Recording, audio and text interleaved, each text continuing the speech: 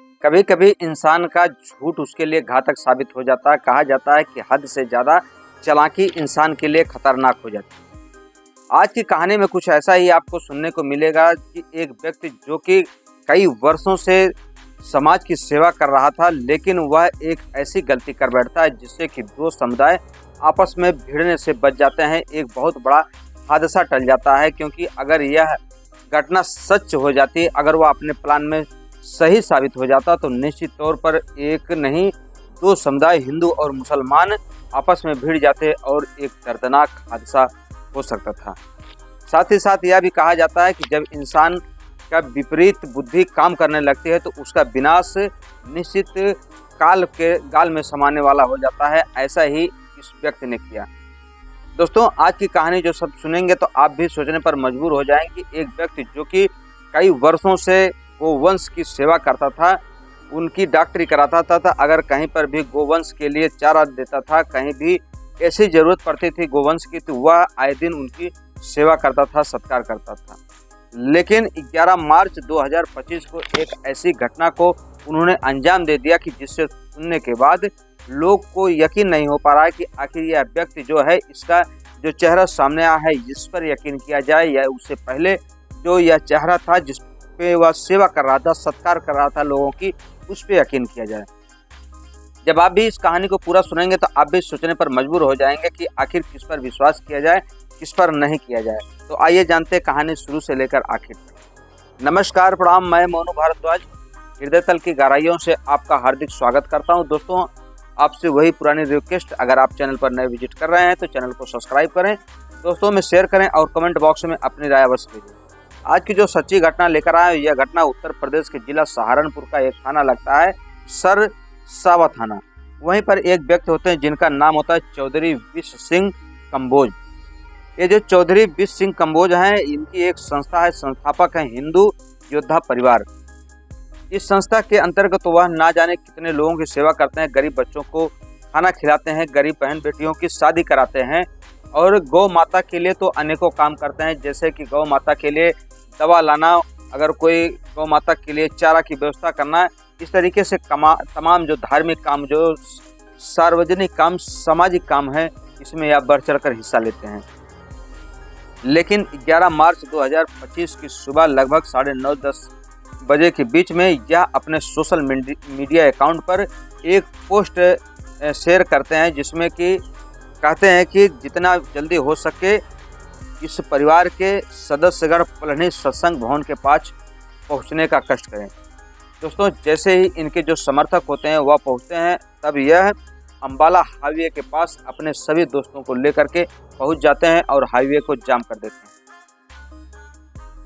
सुबह का वक्त बीत जाता है, लगभग शाम का वक्त आने को हो जाता है, 2 से 2:30 बजे का समय रहता है। तभी इसकी सूचना कोई पुलिस केंद्र प्रभारी को दे देता है।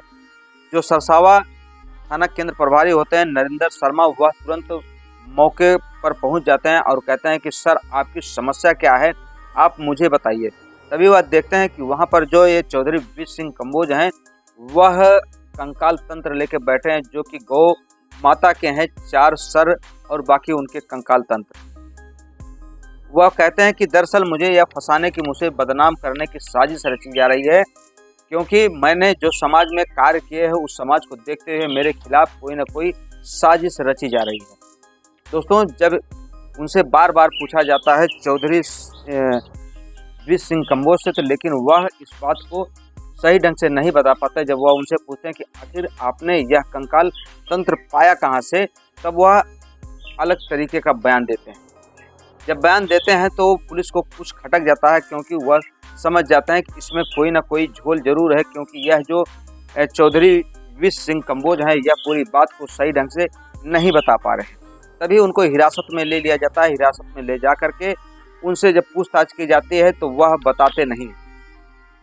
तभी पुलिस सूत्रों के अनुसार एक व्यक्ति होता है जिसका नाम होता है टीपू कुरैशी, जो कि चौधरी विश्व सिंह कंबोज का साथी होता है। दरअसल उसको गिरफ्तार किया जाता है। तब उससे पूछा जाता है कि आखिर आप सबका प्लान क्या था, बातें क्या थी, उसको विस्तार पूर्वक बताओ। तब वह टीपू कुरैशी बताता है कि दरअसल मेरा एक दुश्मन है मुस्लिम, मुझे उससे बदला लेना था, तभी मैंने चौधरी वीर सिंह कंबोज से बात किया और कहा कि तुम्हें इस तरीके से धरना करना है, जब पुलिस की टीम वहां पर आएगी तभी मैं भी वहां पर मौजूद हो जाऊंगा और मौजूद होने के बाद मैं उस दुश्मन का नाम ले लूंगा ताकि पुलिस उसको गिरफ्तार करके जेल भेज दे। दोस्तों, जब इतनी बात पुलिस की टीम सुनती है तो उनके पैरों तले से जमीन खिसक जाती है, क्योंकि जिस व्यक्ति को आज तक हर इंसान एक देवता के रूप में जानता था, क्योंकि वह व्यक्ति कुछ ऐसे अच्छे कार्य भी कर चुका था जिसकी उसकी समाज में एक अच्छी छवि बनी हुई थी।